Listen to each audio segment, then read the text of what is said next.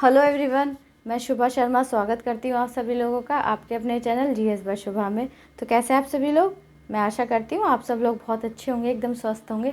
तो चलिए अब आज की हम अपनी ज्योग्राफी की क्लास पर आते हैं। सो गाइस, जैसे कि आप लोगों को पता ही है, कल हमने ज्योग्राफी स्टार्ट की थी, ठीक है। तो ज्योग्राफी में हमने कुछ नहीं पढ़ा, सिर्फ हमने ये जाना था कि ज्योग्राफी में हम कौन से टॉपिक्स पढ़ने वाले हैं जो कि हमारे एग्ज़ाम पॉइंट ऑफ व्यू से इम्पॉर्टेंट है, ठीक है। और पहले जो हम स्टार्ट करने वाले हैं, पहले हम वर्ल्ड ज्योग्राफी पढ़ेंगे, ठीक है। उससे पहले हम क्या जानेंगे, उससे पहले हम ये जानेंगे कि सबसे पहले ज्योग्राफी जो है उसका मतलब किसने इस्तेमाल किया था। जो भूगोल शब्द है उसका यूज़ किसने किया था, या फिर हम कह सकते हैं कि जो ज्योग्राफी भूगोल है उसके जनक कौन हैं, प्रेजेंट में उसके जनक कौन हैं, और किस विद्वान द्वारा क्या क्या परिभाषाएं दी गई थी। जो जो भी डेफिनेशंस हैं वो सब हम डेफिनेशन स्टार्टिंग में पहले हम आज की क्लास में होगा, आज की क्लास में नहीं तो कल की में होगा, तो कल की क्लास में हम ये सब चीज़ें बेसिक से पढ़ते चलेंगे, ठीक है। क्योंकि ये सब चीज़ों के बारे में पहले स्टार्टिंग से हमको पता होना चाहिए। अब जो क्लास रहने वाली है वो वन लाइनर की फॉर्म में रहने वाली है, मतलब डिस्क्रिप्टिव फॉर्म में रहने वाली है। वन लाइनर भी नहीं कह सकते, एक तरीके से हम बोले तो डिस्क्रिप्टिव फॉर्म में ही रहेगी, ठीक है। तो डिटेल में सारा आपको बेसिक से जो जो एग्ज़ाम के हिसाब से इम्पॉर्टेंट है, पूरा डिटेल में नहीं, मतलब कोई भी एग्ज़ाम आप दे रहे हैं उसके हिसाब से जो भी इम्पॉर्टेंट चीज़ें हैं वो मैं आपको करा दूँगी, ठीक है।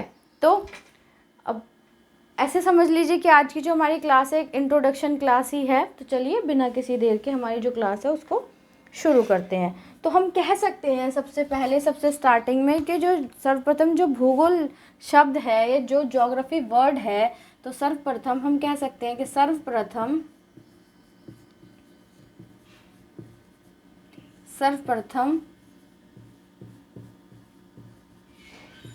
भूगोल शब्द का, जो ज्योग्राफी जो शब्द है उस शब्द का प्रयोग किसने किया था? इरास्टोथनीज। मतलब मुझे थोड़ी सी ना बोलने में प्रॉब्लम होती है ऐसे वर्ड्स जो होते हैं, तो प्लीज़ आप समझ जाइएगा, ठीक है। तो स्पेलिंग तो मैं लिख ही दूंगी। तो भूगोल शब्द का प्रयोग किसने? इराटोस्थनीज।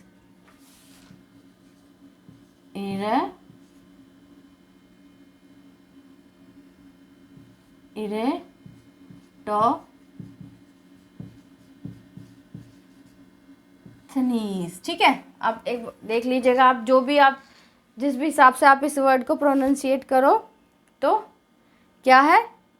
इरेटोस्थनीज, ठीक है। हम इसको इरेटोस्थनीज भी कह सकते हैं। तो वो कौन थे? एक ग्रीक वैज्ञानिक। कौन थे? एक ग्रीक वैज्ञानिक। कौन थे ये? एक ग्रीक वैज्ञानिक थे। कौन? मतलब हम कह सकते हैं तो सर्वप्रथम जो भूगोल शब्द है उसका प्रयोग इरेटोस्थनीज ने किया था। ये कौन थे? एक ग्रीक विद्वान, मत वैज्ञानिक मत कहिए, इनको विद्वान कह सकते हैं हम, ठीक है। कौन थे ये? विद्वान थे, वैज्ञानिक नहीं, वैज्ञानिक तो साइंस में होगा, विद्वान थे, ठीक है। तो ये कौन थे जो इरेटोस्थनीज थे? ये कौन थे? ये ग्रीक के रहने वाले थे, या हम कह सकते हैं कि ग्रीक के एक विद्वान थे। तो ये जो शब्द है, जो शब्द ज्योग्राफी है, सबसे पहले कौन से, मतलब जो हम कह सकते हैं किस सन में बोला गया, तो हम कह सकते हैं 276 से 194 ईसा पूर्व, ठीक है। तो एक ग्रीक विद्वान ने कब किया? 276 से 294 ईसा पूर्व ने किया, ठीक है। तो जो शब्द है भूगोल, जो ज्योग्राफी है, हम कह सकते हैं तो इरास्टोथनीज नाम के ग्रीक के विद्वान थे जिन्होंने 1776 से 1994 ईसा पूर्व उन्होंने किया था, ठीक है। तो ये जो शब्द है, ये शब्द जो है, ये शब्द ग्रीक भाषा के दो मूल जियो और ग्राफी से प्राप्त किया गया। तो हम कह सकते हैं कि यह शब्द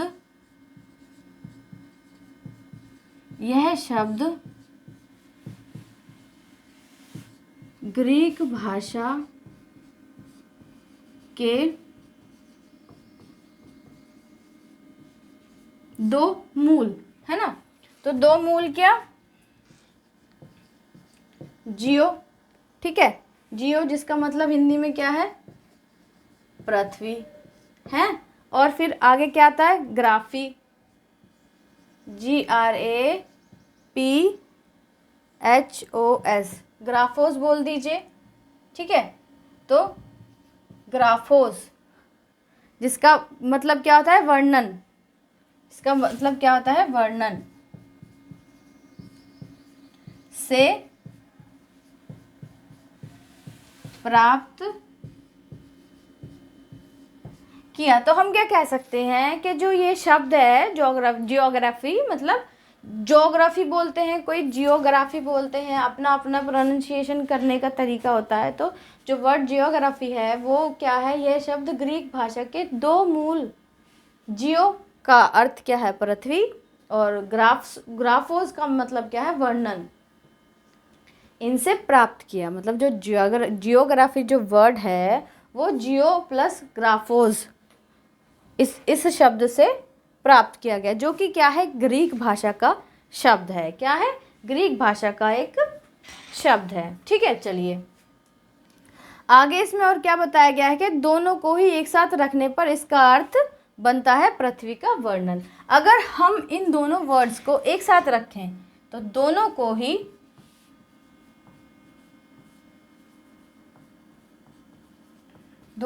ही एक साथ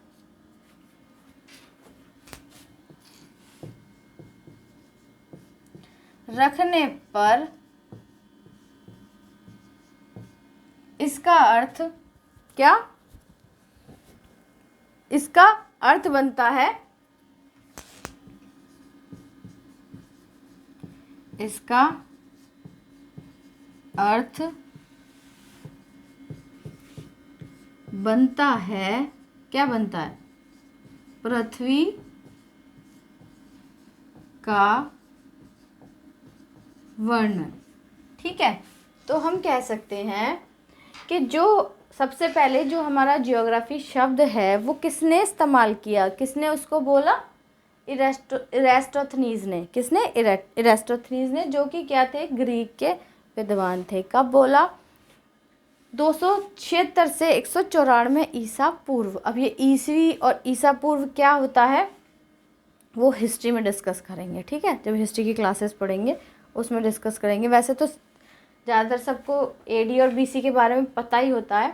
तो उन्होंने किया, यह शब्द ग्रीक भाषा के दो मूल, जियो प्लस ग्राफोस, जियो का मतलब पृथ्वी, ग्राफोस का मतलब वर्णन, से प्राप्त किया। तो दोनों को ही एक साथ रखने पर इसका अर्थ क्या निकलता है, इसका अर्थ निकलता है कि पृथ्वी का वर्णन, ठीक है। तो आई होप ये पहला पॉइंट है आपको अच्छे तरीके से समझ आ गया होगा। चलिए अब अपने नेक्स्ट पॉइंट पर आते हैं। तो नेक्स्ट पॉइंट हमारा क्या है, सो नेक्स्ट पॉइंट आता है कि भूगोल के नामकरण एवं, क्या कह सकते हैं, भूगोल के नामकरण एवं, मतलब जो जियोग्राफी जो वर्ड है इसके नामकरण एवं इस विषय को सर्वप्रथम या विषय को प्राथमिक स्तर पर, या हम कह सकते हैं एवं इस विषय को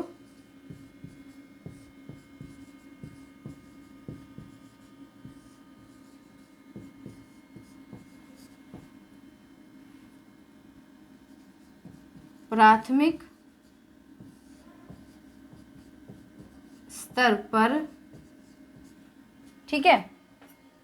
तो बिल्कुल प्राथमिक स्तर पर क्या कह सकते हैं हम, व्यवस्थित स्वरूप प्रदान करने का श्रेय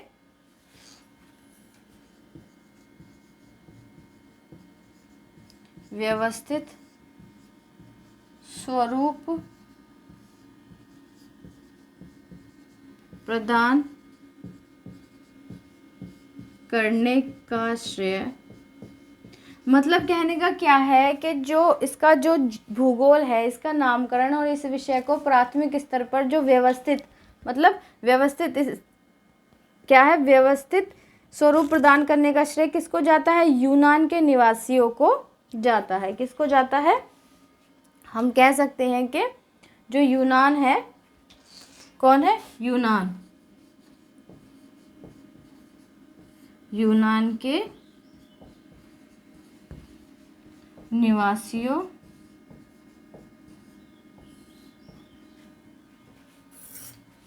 को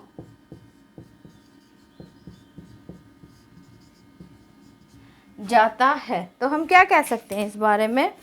हम कह सकते हैं कि जो भूगोल है, भूगोल के नामकरण एवं इसके विषय को, भूगोल जो शब्द है, जो जियोग्राफी जो शब्द है, इसके नामकरण और इसके विषय को प्राथमिक स्तर पर, बिल्कुल प्राथमिक स्तर पर व्यवस्थित स्वरूप, मतलब एक व्यवस्थित स्वरूप, उन्होंने तो बस सबसे पहले उन्होंने ये शब्द यूज़ कब किया वो हमने बता दिया, लेकिन एक व्यवस्थित स्तर पर जो प्रदान, मतलब व्यवस्थित स्वरूप जो प्रदान किया, उसका श्रेय किसको जाता है? यूनान के जो निवासी थे। किसको? यूनान के निवासियों को जाता है। ठीक है, तो आई होप इतनी बात आपको क्लियर हो गई होगी। चलिए फिर अब हमारा नेक्स्ट पॉइंट आता है। नेक्स्ट पॉइंट में क्या है? हिकेटियस ने अपनी पुस्तक, किसने? ये नाम बहुत अजीब अजीब से हैं। हिकेटियस,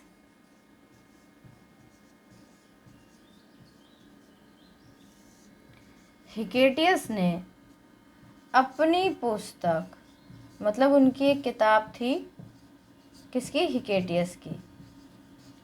अपनी पुस्तक, अब पुस्तक का नाम क्या था? जस पीरियड्स, अर्थात पृथ्वी का वर्णन में सर्वप्रथम भौगोलिक तत्वों का क्रमबद्ध समावेश किया। पुस्तक का नाम क्या था? जस, क्या था?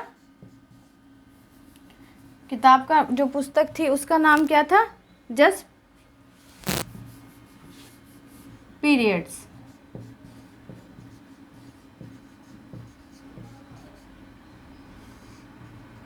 अब क्वेश्चन ऐसे भी आ सकता है कि जो जस्ट पीरियड नाम की जो बुक थी उसको किसने लिखा? तो हम कह सकते हैं कि हिकेटियस ने अपनी पुस्तक जस्ट पीरियड्स, क्या है? पीरियड्स, तो उनकी एक बुक थी जिसका नाम क्या था? जस्ट पीरियड्स, या इसका अर्थ हम जाने, अगर हिंदी में जाने तो अर्थात पृथ्वी का वर्णन में, अर्थात हम कह सकते हैं अर्थात पृथ्वी का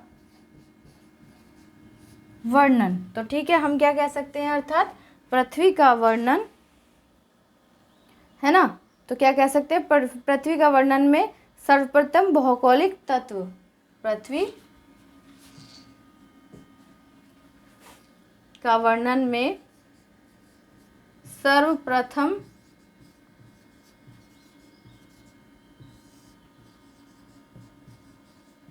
भौगोलिक तत्व, जो भौगोलिक तत्व होते हैं तो उसमें क्या है? भौगोलिक तत्वों का क्रमबद्ध समावेश किया। भौगोलिक तत्वों का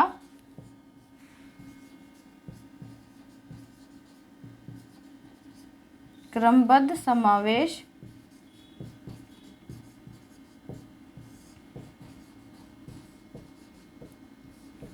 तो थर्ड पॉइंट हमारा क्या आता है कि जो हिकेटियस थे, कौन थे? हिकेटियस। हिकेटियस भी कौन थे? विद्वान ही होंगे। ठीक है, तो हिकेटियस ने अब एक बुक लिखी जिसका नाम क्या था? Just periods. और हिंदी में मतलब ये क्या है? ये एक ग्रीक लैंग्वेज में से वर्ड, ये वर्ड लिखा हुआ है, तो इसका मीनिंग अगर हिंदी में हम निकालें तो हिंदी में इसका मीनिंग क्या निकलता है? पृथ्वी का वर्णन में सर्वप्रथम भौगोलिक तत्वों का क्रमबद्ध समावेश किया। तो सबसे पहले अपनी कौन सी किताब में, जिसका नाम क्या था? Just period. तो हिकेटियस ने अपनी जो उनकी पुस्तक थी उसमें ज्योग्राफी, जो क्या है, अपनी पुस्तक में ज्योग्राफी के जो भी है मतलब पृथ्वी का जो वर्णन है, इसके जो सर्वप्रथम जो भौगोलिक तत्व है, मतलब जो भौगोलिक तत्व हैं उनमें इनका क्या है, क्रमबद्ध समावेश किया, मतलब एक सीक्वेंस में उनके बारे में लिखा, उनके बारे में जाना। तो कहने का मतलब ये है कि इन्हीं से क्वेश्चन सब पूछे गए हैं, जो जो सेंटेंस है वन लाइनर की फॉर्म में, तो इनसे क्या है, इनसे क्वेश्चंस पूछे गए हैं, तो इसलिए मैं आपको इस तरीके से इसको लिखवा रही हूँ। ठीक है, चलिए तो अब आगे चलते हैं। हमारा क्या नेक्स्ट पॉइंट आता है, कौन सा पॉइंट आता है हमारा नेक्स्ट पॉइंट। नेक्स्ट पॉइंट में क्या बातें बताई गई हैं सारा, हम अभी स्टार्टिंग है तो थोड़ा सा मुझे भी थोड़ी प्रॉब्लम होगी इसमें, आप प्लीज़ थोड़ा सा एडजस्ट कर लीजिएगा, क्योंकि जब कोई नया सब्जेक्ट स्टार्ट करो तो थोड़ा सा उसके बारे में थोड़ी तो प्रॉब्लम होती ही है ना। धीरे धीरे मैं भी इसकी फिर यूज हो जाऊंगी तो फिर इतनी प्रॉब्लम नहीं होगी। ठीक है,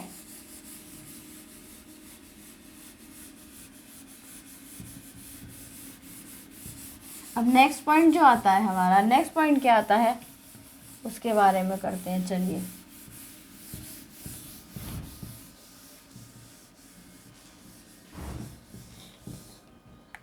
अध्ययन के लिए सर्वप्रथम विषय के रूप में, अध्ययन के लिए मतलब पढ़ाई के लिए, अध्ययन के लिए सर्वप्रथम किसको अध्ययन के लिए, ज्योग्राफी जो है उसको अध्ययन के लिए, या फिर हम कह सकते हैं अध्ययन के लिए सर्वप्रथम ने स्वतंत्र विषय के रूप में भूगोल को, मतलब स्वतंत्र कंप्लीटली जो हम पढ़ते हैं स्टडी के लिए, पढ़ाई वगैरह के लिए, तो अध्ययन के लिए स्वतंत्र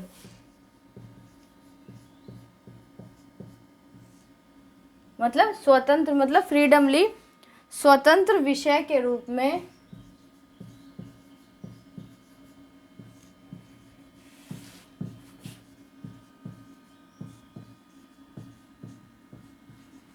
उन्नीसवीं सदी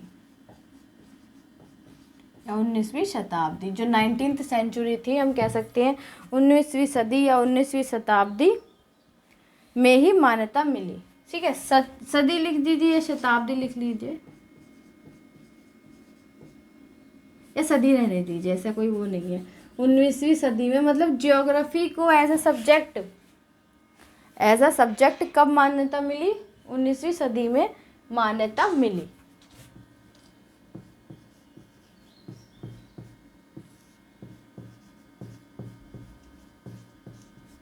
मतलब जो ये शब्द है ज्योग्राफी, इसको कब मान्यता मिली, इसको जो मान्यता मिली वो 19वीं सदी में मिली। कब मिली, 19वीं सदी में। ठीक है, चलिए अब नेक्स्ट पॉइंट आता है। नेक्स्ट पॉइंट क्या कहता है कि 20वीं शताब्दी में, या हम कह सकते हैं कि 20वीं 20th सेंचुरी, 20वीं क्या शताब्दी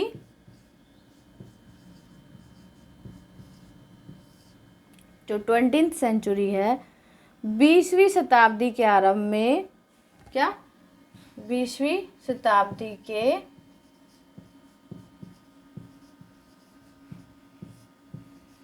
में भूगोल क्या, भूगोल मनुष्य क्या, भूगोल क्या मनुष्य और पर्यावरण के, भूगोल मनुष्य और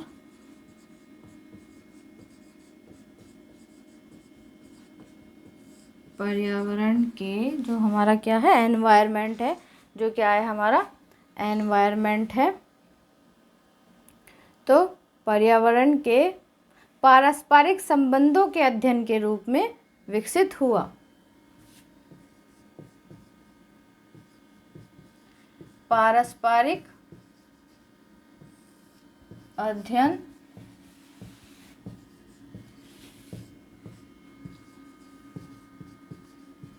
के रूप में विकसित हुआ। किसके रूप में, कब हुआ, मतलब जो 20वीं शताब्दी है हमारी उसमें विकसित हुआ। कब विकसित हुआ? जो जियोग्राफी है, जो सब्जेक्ट है ना, जो विषय है, तो उसको क्या हुआ कि जो 20वीं शताब्दी के आरंभ में भूगोल जो है, जो जियोग्राफी है, मनुष्य और पर्यावरण के पारस्परिक अध्ययन के रूप में विकसित हुआ। तो 20वीं सदी जब स्टार्ट हुई, 20वीं सेंचुरी आते हुए, मतलब स्टार्टिंग में ही इसको फिर ये इसमें मतलब विकसित हुआ। किसमें? मतलब वो जो मनुष्य है और जो पर्यावरण है उनका जो पारस्परिक अध्ययन लोग करने लगे। ठीक है, तो हम कह सकते हैं कि अब क्वेश्चन ऐसे आता है कि स्वतंत्र विषय के रूप में इसको मान्यता कब मिली? तो 19वीं सदी में। ठीक है, 19वीं सदी में। कब मिली? 19वीं सदी में। लेकिन ये लोगों द्वारा पढ़ा कब जाने लगा एज ए सब्जेक्ट? जैसे हम और सब्जेक्ट्स के बारे में पढ़ते हैं, तो लोगों द्वारा इसको पढ़ा कब जाने लगा? तो 20वीं शताब्दी के आरंभ में। ठीक है, अब इसमें और भी बात बताई गई है। इसमें और क्या बात बताई गई है कि क्या इसकी दो विचारधाराएं हैं। इसकी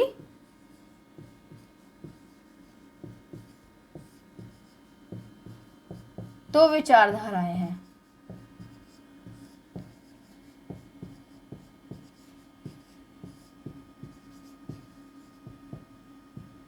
अब वो विचारधाराएं है कौन सी? पहली आती है संभववाद,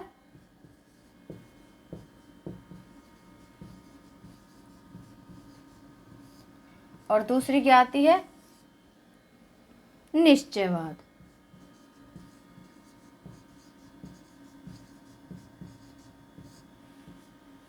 तो जब इसको एज अ सब्जेक्ट मान्यता मिल गई, लोग इसको पढ़ने लगे, तो इसके अंदर दो इसकी विचारधाराएं थी। पहली आती है संभववाद और दूसरी आती है निश्चयवाद। अब ये संभववाद क्या होता है और ये निश्चयवाद क्या होता है, इसके बारे में हम पढ़ते हैं। ठीक है, तो चलिए पहले हम जानेंगे संभववाद के बारे में। किसके बारे में? संभववाद के बारे में। ठीक है, चलिए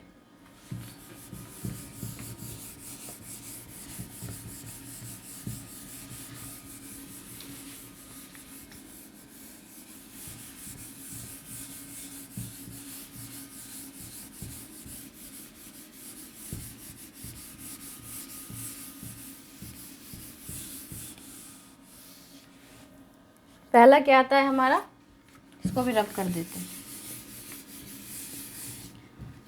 फर्स्ट संभववाद।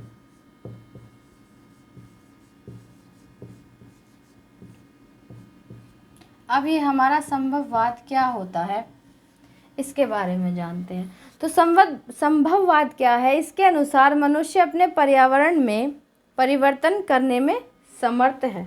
तो संभववाद के अनुसार हम कह सकते हैं, इसके अनुसार मनुष्य अपने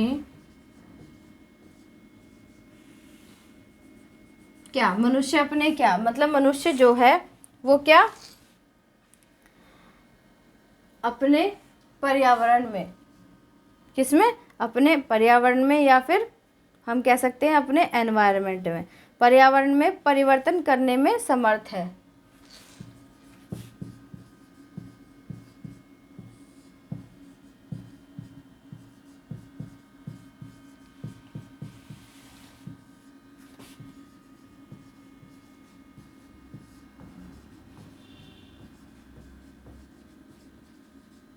समर्थ है। तो वो क्या कर सकता है, इस अकॉर्डिंग टू दिस वर्ड, जो कोई मनुष्य है, कोई भी मनुष्य है, वो उसका जो एनवायरनमेंट है उसमें चेंजेस कर सकता है, मतलब परिवर्तन कर सकता है। तो परिवर्तन करने में क्या है, समर्थ है। ठीक है, आगे इसमें क्या बताया गया है? आगे बताया गया है कि तथा एक प्रकृति प्रदत्त अनेक संभावनाओं को समर्थ है। तथा यहाँ से लिख लेते हैं, तथा एक प्रकृति प्रदत्त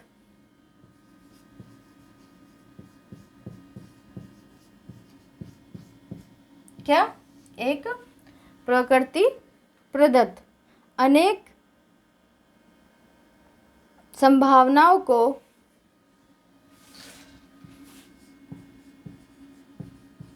अनेक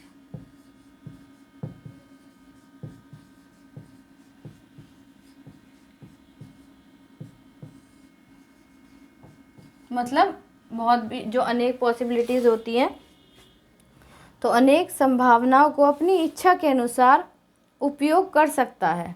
क्या कर सकता है? अनेक संभावनाओं को अपनी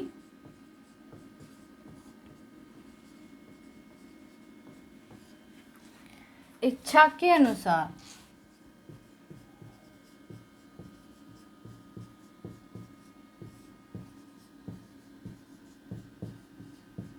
उपयोग कर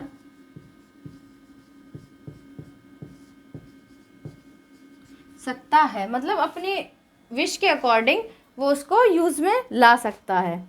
इस विचारधारा के समर्थक हैं, अब जो ये विचारधारा है, इस विचारधारा के समर्थक कौन है? पूरा सेंटेंस नहीं लिख रही, बस ऐसे ही डाल दे रही हूँ, ऐसे ही समझ जाना। समर्थक कौन है इस विचारधारा के? उनका नाम क्या है? वो भी क्या है? एक भूगोलवेत्ता है। ठीक है, तो भूगोलवेत्ता है, क्या है उनका नाम? वाइडल डी ला ब्लाश और फैब्रो। बड़ा अजीब सा नाम है, वाइडल डी ला ब्लाश, हाँ यही है ना, हाँ, वाइडल डी ला ब्लाश और फैब्रो।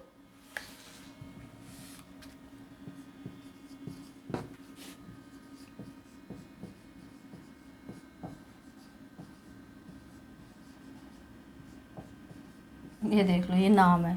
तो इसके समर्थक कौन है? उनका नाम क्या है? वाइडल डी ला ब्लाश और फैब्रो। तो जो संभववाद वर्ड है उसमें क्या बताया गया है? उसमें ये कहा गया है कि इसके अकॉर्डिंग जो भी ह्यूमन है, जो भी मानव है, मनुष्य है, अपने एनवायरनमेंट में, अपने पर्यावरण में क्या है? परिवर्तन करने में समर्थ है। मतलब उसमें अपने जो उसका जो एनवायरनमेंट है उसमें वो चेंजेस कर सकता है, मतलब चेंजेस करने में वो कैपेबल है, समर्थ है। साथ में तथा प्रकृति प्रदत्त अनेक संभावनाओं को अपनी इच्छा के अनुसार उपयोग कर सकता है। तथा जो नेचर ने हमको जो भी दिया हुआ है, तो अनेक जो संभावनाएं हैं उनको क्या है? अपने अकॉर्डिंग उनको यूज़ में ला सकता है। अब ये इस बात के समर्थक कौन थे? आपको ऐसे सेंटेंस दे देगा हैं और फिर ये पूछ लेगा कि इसके समर्थक कौन थे, समर्थक के बारे में। तो समर्थक थे वाइडल डी ला ब्लाश, ये एक नाम है, और ये फैब्रो, ये दूसरा नाम है। तो ये दो कौन थे? भूगोलवेत्ता थे। तो Vidal de la Blache and Febvre. ठीक है, तो आई होप इतनी बात आपको समझ आ गई होगी। चलिए नेक्स्ट वन इज निश्चयवाद। क्या है? निश्चयवाद। अब निश्चयवाद में क्या बताया गया है? निश्चयवाद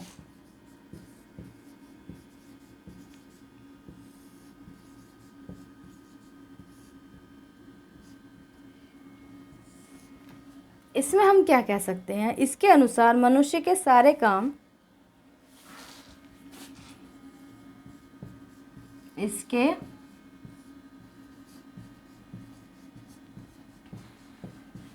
अनुसार मनुष्य के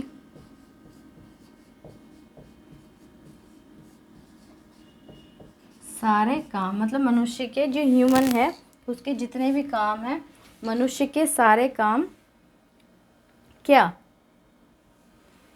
पर्यावरण द्वारा निर्धारित होते हैं।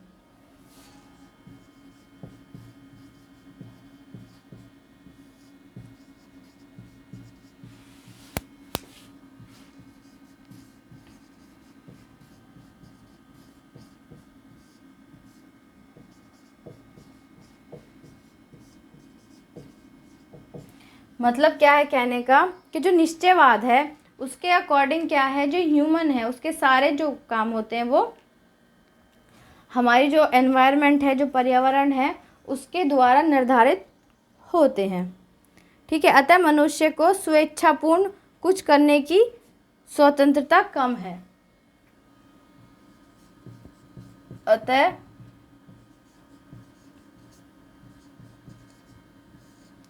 मनुष्य को